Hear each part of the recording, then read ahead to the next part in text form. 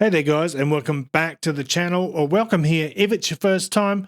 Today I'm reviewing the Simgot ET142 dual driver IEM with one planar driver, one piezoelectric driver. Let's get it.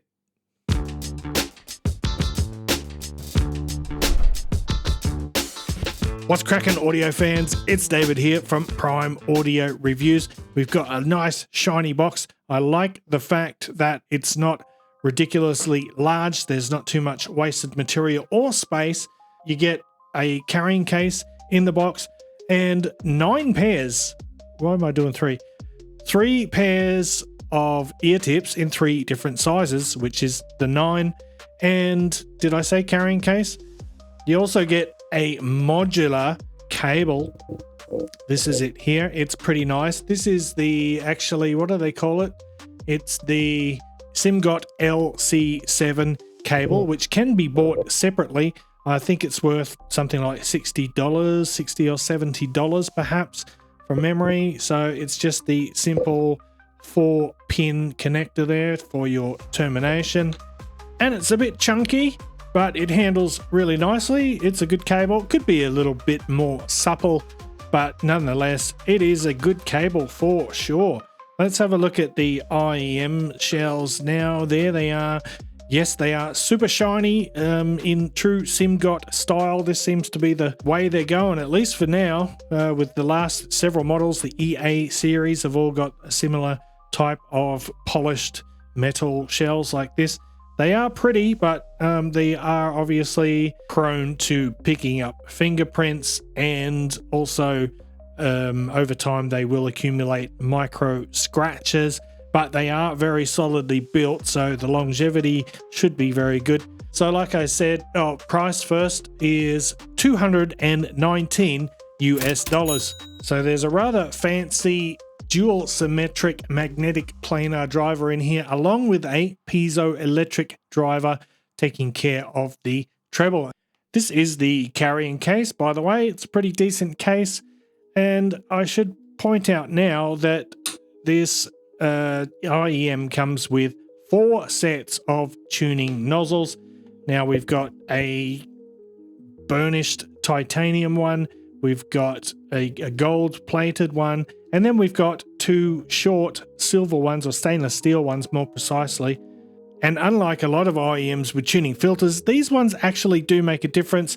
These 2 here, the titanium and the gold, they sound very similar. There's hardly any difference between those, but throw on either of the short stainless steel nozzles and the difference is quite noticeable. There's even quite a difference between the 2 stainless steel tuning nozzles as well. I'm not going to go into the filters too much now. I'm just going to say that for the most part, I stuck with the black filter. That is the stainless steel with the black O-rings on there, because I found those ones to have the best balance between sort of vigor and tolerance level in terms of brightness and sharpness. Now, when it comes to comfort, these shells are very good in that regard, as Simgot IEMs always are, and at least in my experience. We've got standard 0.78mm 2-pin sockets on there, and yeah, they're quite hefty, but not heavy enough to feel uncomfortable in the ears unless you're a sensitive little snowflake. But now let's talk about the important stuff, and that is how the ET142 sounds. So it has got a dynamic, lively, and airy sound signature, pretty much how I would describe the Simgot house sound in general. And this isn't a neutral set, but it's got sort of some wow factor to it.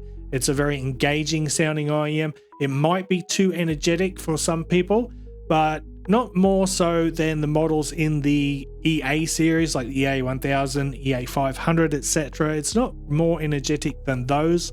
Now, if you are into super neutral IEMs and sound signatures, this one probably will not float your boat, because it just isn't totally neutral. It's not even particularly close. It does have some coloration and shaped sound, but you know, that's good in a lot of ways.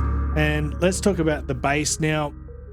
And if you think you need a dynamic driver for a nice weighted slamming bass, then you haven't heard the ET142.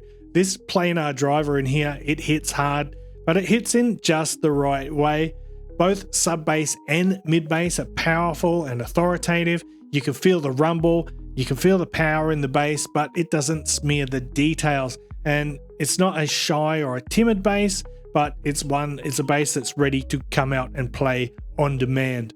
So it's an assertive bass, yet it's disciplined as well. So it adds weight and excitement and engagement to the sound without muddying things up, thanks to, in large part, the speed and nimbleness of that planar magnetic driver and the super strong magnets on both sides of it. In the mid-range, I like the way this IEM presents mid-range, the instruments and vocals in the mids. The note size is neutral pretty much, but there's enough underlying warmth from the bass to sort of bring the music to life, give it a bit of fullness. And I think what makes this mid-range tuning work is, again, the speed of that planar driver, because it creates really snappy and ultra clean transients. There's lots of nice detail and texture in vocals and instruments. There's a sense of openness and separation in the mid-range, which prevents congestion. And even in busier tracks, there's no congestion. So the overall resolution in the mid-range is superb. So the mid-range of the ET142 feels pretty effortless, very composed in spite of that elevated bass response. And then finally, the treble. I feel the treble here is really the part that holds the whole presentation together, because the treble needs to be precise and incisive enough to cut through the warmth of those pretty powerful lows, but at the same time it needs to stay inoffensive and, non-fatiguing. And I think the piezoelectric driver is up to the task here, and it does a good job of adding detail and clarity. I don't think it is as airy as some traditional balanced armature drivers or EST drivers, but it delivers enough upper treble energy to keep the stage feeling fairly open, but it kind of stops short of offering that really expansive ethereal lift at the very top. Still, I think it's a pretty good compromise. It's resolving and it's articulate, but there isn't any sibilance or harsh edges, at least with the black filter here. And the way I see it, I'm probably totally wrong, I'm just speculating, but I think that sort of not limited airiness, but not as airy as some of the other EA series IEMs, I think that comes down to the PZT, or the piezoelectric driver. It just cuts things off. The decay on treble notes is just a little bit abrupt. All right, on to the soundstage and the technicalities. I would say the soundstage has an elliptical shape, so it's wider than it is deep. It excels at stereo spread, or left to right spread, but it doesn't project as far out into the room. Detail retrieval is good on this IEM, not as impressive as some of the other Simgot models, and certainly not as impressive as some other models in its price range. The resolution and instrument separation are excellent. Left and right imaging, as I said, is good, but the layering in the stage is only kind of average. But overall, on the most part, these perform very well in a technical sense. You got those speedy drivers, that precise PZT treble, and a powerful but zippy bass. Now let's do a couple of comparisons. The first one I'm going to bring in is the Simgot EA1000, and you can see it's a similar shell, slightly smaller, well, considerably smaller than the ET142, and I really like the design of this one. It's got a really intricate design on the faceplate, beautiful. The EA1000 is actually the same price. These are both $219. The EA1000 has a single dynamic driver, and when it comes to sound signature, the EA1000 has a more transparent and an uncolored presentation. It doesn't have the same kind of impact or texture in the bass as the ET142, but as a result of that, the EA1000's mid-range takes center stage, whereas the ET142 has a more bass forward tuning. So the mid-range has to compete for attention more on the ET142. It's not overshadowed entirely, of course, but it doesn't step into the spotlight in quite the same way as it does on the EA1000. Now, the extra bass presence gives the ET142 a fuller, more dynamic character, but it also means that mid-range elements are slightly more recessed. The EA1000 has an area treble, and it surprisingly has slightly better detail retrieval, which gives it a wider perceived soundstage, slightly cleaner imaging.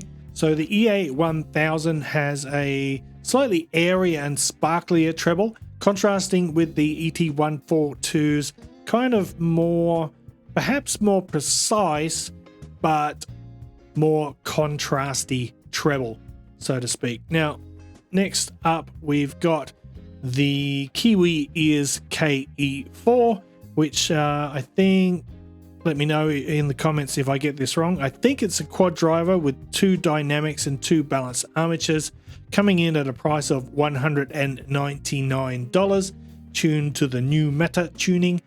The KE4's lower mids and male vocals are more forward and fuller.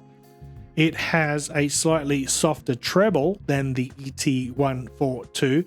In terms of bass, these both have a similar quantity of bass, pretty much, but the ET142 has slightly better texture in the bass. So the KE4 is a bit smoother overall. It has slightly less clarity and transparency than the ET142, and in addition to that, the KE4 has a narrower stage, but a bit more depth. So whereas the ET142 has an elliptical, elongated like that stage, the KE4 is slightly more evenly proportioned. And if you were to ask me what my favorite IEM out of these 3 is, that would be a really tough question. In fact, I'm not even going to choose one. They all have their strengths and weaknesses. I think I like them pretty much all equally as much, which is a good thing because I like them all. But at the same time, you know, I've just got so many IEMs that I tend to, you know, I compare the good stuff with the good stuff around the same price. I'm not going to compare the ET142, which is a good IEM, a great IEM. I'm not going to compare it with something at the same price that's terrible. So I don't even know what I'm saying anymore. I am just rambling at this point.